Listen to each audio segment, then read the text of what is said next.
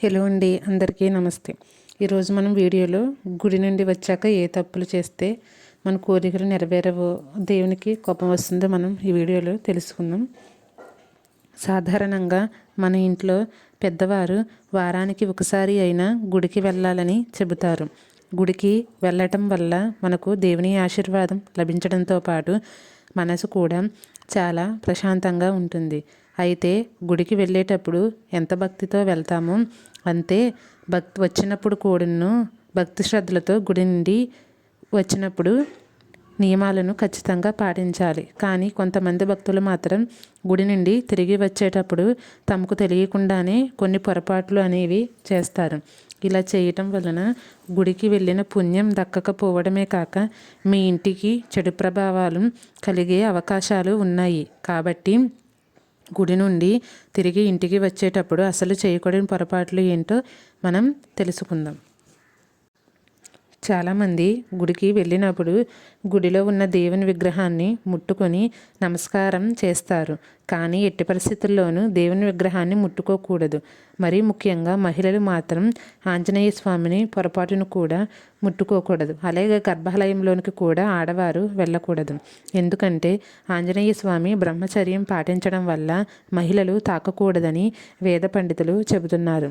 జ్యోతిష్య శాస్త్రం ప్రకారం వేద మంత్రాలతో పటిష్ఠించబడిన దేవుని విగ్రహాలను ముట్టుకోవటం వల్ల అది అపవిత్రం అవ్వవచ్చు అని పండితులు సూచిస్తున్నారు.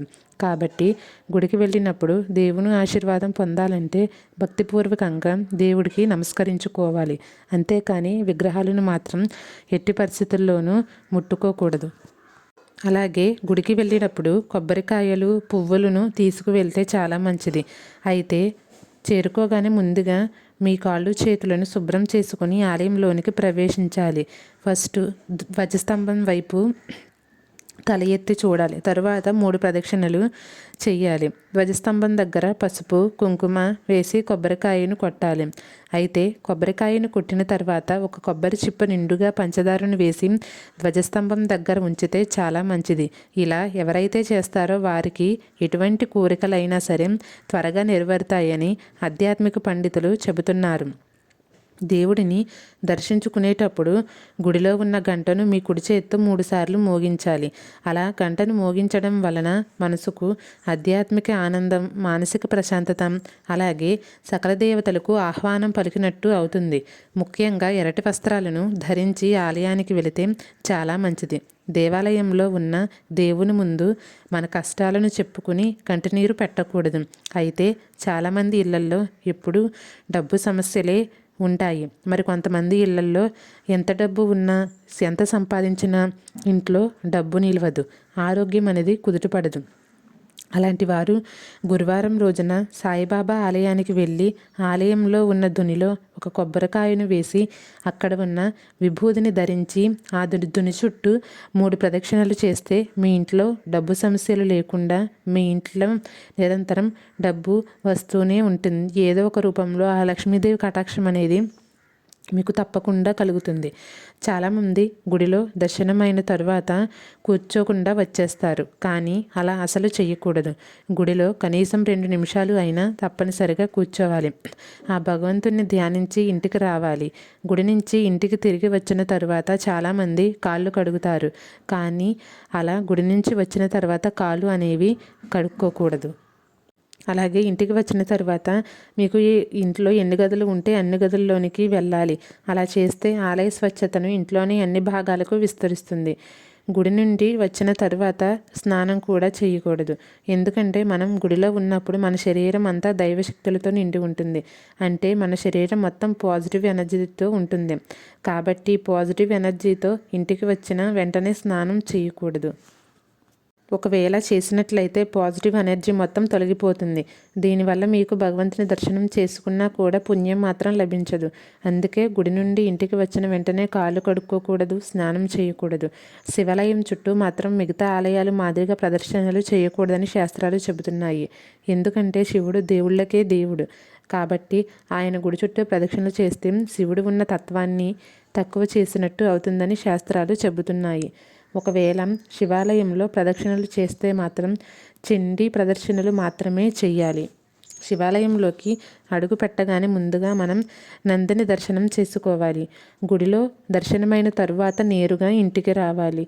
ఇలా గుడి నుంచి ఇంటికి వస్తే మీ ఇల్లంతా దైవశక్తులతో నిండుతుంది. గుడిలో ఇచ్చే దేవుని ప్రసాదాన్ని చాలామంది ఇంటికి వచ్చే దారిలో తింటూ ఉంటారు. కానీ అలా చేయకూడదు. దేవాలయంలో ఇచ్చిన ప్రసాదాన్ని గుడిలోనే తినాలని వేద పండితులు చెబుతున్నారు. గుడిలో మీరు కోరుకున్న కోరికలు నెరవేరాలి అంటే పంతులు గారు మీ తలపై శతగోపురం పెట్టేటప్పుడు మీ మనసులో ఉన్న కోరికను అప్పుడు కోరుకోండి. ఎందుకంటే శతగోపురం పైన విష్ణు పాదాలు ఉంటాయి కాబట్టి మన తలపైన శతకోపరం పెట్టేటప్పుడు ఏదైనా కోరుకుంటే మీరు అనుకున్న కోరిక నెరవేరుతుంది. అది దేవుని పాదాల చెంతకు వెళుతుంది. అలాగే చాలామంది గుడికి వెళ్ళినప్పుడు ప్రదర్శన చేస్తూ ఉంటారు. కొందరు 3 ప్రదక్షిణలు చేస్తే మరికొందరు 5 ప్రదక్షిణలు, కొంతమంది 11 ప్రదక్షిణలు చేస్తారు. ఇలా ఎవరికి ఇష్టం వచ్చినట్లు వారు ప్రదక్షిణలు చేస్తారు. అయితే మీరు వెళ్ళిన దేవుని గుడిని బట్టి ప్రదక్షిణలు చేయవలసి ఉంటుంది. ఏ గుడిలో ఎన్ని ప్రదక్షిణలు చేస్తే మీరు కోరుకున్న కోరికలు నెరవేరుతాయో ఇప్పుడు మనం తెలుసుకుందాం. ఆంజనేయ స్వామికి ఇష్టమైన సంఖ్య 5 కాబట్టి ఆంజనేయ స్వామి దేవాలయంలో కనీసం 5 ప్రదక్షిణలు అయినా చేయాలి. హనుమంతుని ఆలయంలో 5 ప్రదక్షిణలు చేస్తే దీర్ఘకాలిక అనారోగ్య సమస్యలు తొలగిపోతాయి. మీరు ఏదైనా తీరని సమస్యలతో బాధపడుతూ ఉంటే తమలపాకుల పైన శ్రీరామ అని రాసి ఆంజనేయ స్వామి ఆలయంలో సమర్పించండి. ఇలా చేయటం ద్వారా మీకున్న సమస్యలు అన్నీ త్వరలోనే తీరిపోతాయి. అలాగే సాయిబాబా ఆలయంలో 5 లేదా 9 ప్రదక్షిణలు చేయాలి. ఆలయంలో ఉన్న విభూతిని నుదుటిపై ధరించాలి. తర్వాత సాయిబాబాకు ఇష్టమైన తెల్లని స్వీట్లు ఆలయంలో చిన్నపిల్లలకు పంచిపెడితే మీకున్న ఆర్థిక సమస్యలు తొలగిపోతాయి. వెంకటేశ్వర స్వామి ఆలయానికి వెళ్ళినప్పుడు మీరు తప్పనిసరిగా తులసిమాలను తీసుకువెళ్ళండి. దేవునికి తులసిమాల సమర్పించడం ద్వారా మీరు కోరుకున్న కోరికలు ఖచ్చితంగా నెరవేరుతాయి. శ్రీనివాసునికి తులసి ఆకులంటే ఎంతో ఇష్టం. శ్రీ వెంకటేశ్వర స్వామి ఆలయంలో 11 ప్రదక్షిణలు అనేవి తప్పనిసరిగా చేయాలి.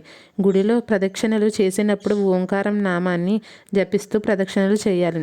ఇలా చేయటం వల్ల మనం కోరుకున్న కోరికలు ఖచ్చితంగా నెరవేరుతాయి. ఎన్ని ప్రయత్నాలు చేసినా కొంతమందికి వివాహం కుదరదు. కుదిరినట్టే కుదిరి చెడిపోతూ ఉంటుంది. అలాంటి వారు శుక్రవారం రోజున అమ్మవారి గుడికి వెళ్ళి నెయ్యితో తడిపిన ఒత్తులను బెల్లం మీద ఉంచి దీపం వెలిగించాలి. తర్వాత అమ్మవారికి ఇష్టమైన బెల్లం పరమాన్నం లేదా పులిహార నైవేద్యంగా పెట్టాలి. అమ్మవారి దేవాలయానికి వెళ్ళినప్పుడు తప్పనిసరిగా 3 ప్రదక్షిణలు చేయాలి.